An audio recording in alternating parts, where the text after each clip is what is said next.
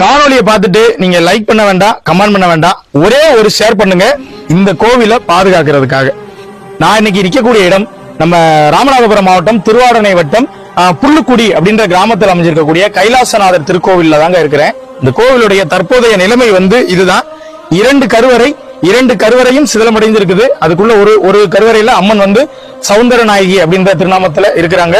உள்ள ஐயா கைலாசநாதர் அப்படின்ற திருநாமத்துல இருக்கிறாருங்க. கிட்டத்தட்ட ஒரு காலத்துல 2 சுற்றுச்சுவர் இருந்தது. இது முதல் சுற்றுச்சுவர். இதுக்கப்புறம் பாத்தீங்கன்னா இதுக்கப்புறம் வெளிப்பக்கத்துல இன்னொரு சுற்றுச்சுவர். அவ்வளவு பெரிய கோவில். இந்த கோவிலுடைய நிலம் மட்டும் பாத்தீங்கன்னா கிட்டத்தட்ட ஒரு 12 ஏக்கர் நிலப்பரப்புல விரிஞ்ச ஒரு சிவன் கோவிலா இருந்திருக்கு அந்த காலத்துல, பாண்டியர்களோட காலத்துல. பாண்டிய மன்னர்கள் இந்த கோவிலை கட்டியிருக்காங்க. பின்னாடி வந்த இந்த சேதுபதி சமஸ்தான மன்னர்கள் எல்லாமே இந்த கோவிலுக்கு திருப்பணிகள் பண்ணிருக்காங்க. இது எல்லாத்துக்குமே இந்த கோவில்ல கல்வெட்டு ஆதாரங்கள் இருக்குது. ரொம்பவும் பழமையான சிவாலயம். ஆனா பெரிதளவுல யாருக்குமே தெரியலைங்க. தெரியாத சிவாலயங்களை தெரியப்படுத்துறதுதான் நம்மளுடைய ஒரு நோக்கம். நாங்க எங்களுடைய கடமையை இந்த காணொலி வாயிலா உங்ககிட்ட சேர்த்திருக்கோங்க. நீங்க என்ன பண்ணணும்னா ஒரே ஒரு ஷேர் பண்ணுங்க. நீங்க பண்ணக்கூடிய ஷேரை வச்சு இன்னும் 4 பேர் ஷேர் பண்ணுவாங்க. வெளி உலகத்துக்கு இந்த கோவில் தெரியப்படும்.